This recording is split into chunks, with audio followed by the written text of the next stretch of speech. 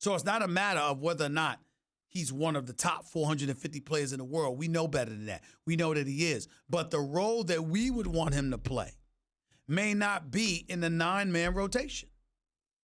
So he'd be coming off the bench and playing on roster spots 10 through 15. And if he were to do that, could he accept that, Stephen A? We don't think he can. And on top of it all, it puts that coach in a very precarious spot because a potential future Hall of Famer is sitting on the bench and may not be able to handle that, and that puts the coach in a very, very difficult situation. That's their belief. Here's mine. Carmelo Anthony specifically said, no one's asked me to come off the bench. I'm willing to come off the bench. That's what Carmelo Anthony said. I am willing to come off the bench. So if he's willing to come off the bench, why not give him a shot? New York Knicks. Why not give him a shot? Brooklyn Nets, to a lesser degree Brooklyn. Why not give him a shot? LeBron, Los Angeles Lakers. And by the way, Royce White, you saw how he wasn't hesitant to call out LeBron, his banana boat buddy. Look, I'm not going to say, let me be very clear about what I'm saying. LeBron James don't owe Carmelo this.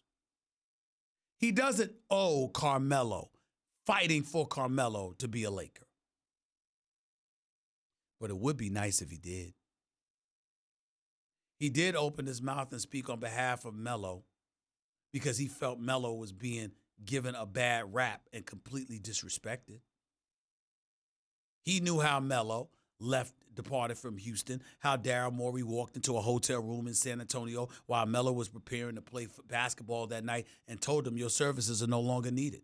This is what Melo came on First Take and said. And Nuno, for my audience, if you can find that sound with Melo on First Take with me a few weeks back, one-on-one with yours truly, please find that sound for me. I mean, that's the reality of the situation. That's what Daryl Morey, according to Melo, said to Melo. And so if that's the backdrop, if that's the reality, if that's what we're dealing with here, well, then that should resonate with us all. It really, really should.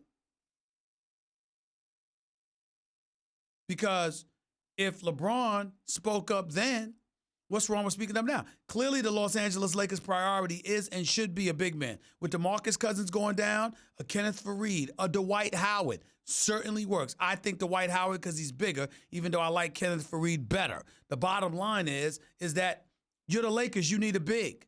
Outside of needing that big, you trying to tell me the Lakers can't use additional perimeter shooting? And I'm not saying Melo's been the greatest shooter in the world because we know that he hasn't been. But we also know he can find that stroke again.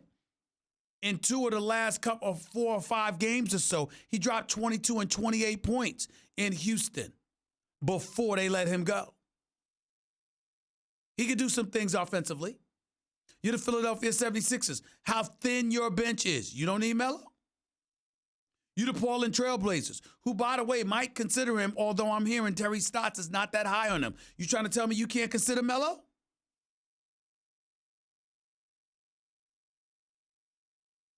All I'm saying is that when you consider what he's done with the league and for the league, he don't deserve an opportunity to depart from the game of basketball without being unceremoniously kicked out of the league 10 games in.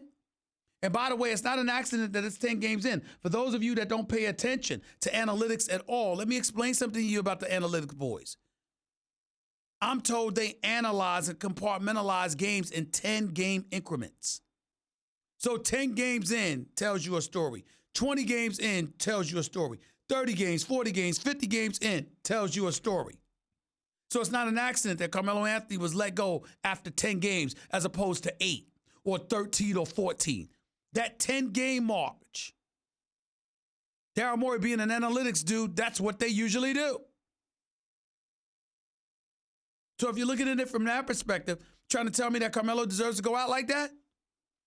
And oh, by the way, as a last point, something very, very important to point out, because I think it's essential. Let's be mindful of something here. Very, very important. Okay? USA Basketball, Jerry Colangelo, who I revere, didn't want Carmelo on the team. Thought that if Carmelo Anthony says it knew, I know what Carmelo Anthony's trying to do. Make a name for himself, blah, blah, blah, recapture some of that glory. But he needs to do it through the NBA, not through USA Basketball. Kind of harsh, but fair at the same time. Here's the problem. Carmelo Anthony religiously supported USA Basketball throughout his career. Religiously supported them.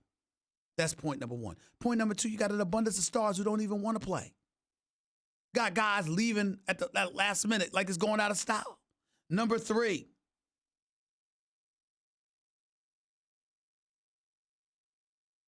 just turned down, contributions ignored.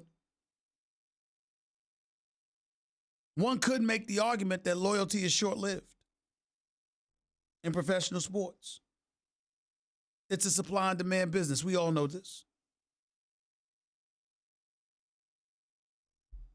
And those things are most prominent in this age of analytics.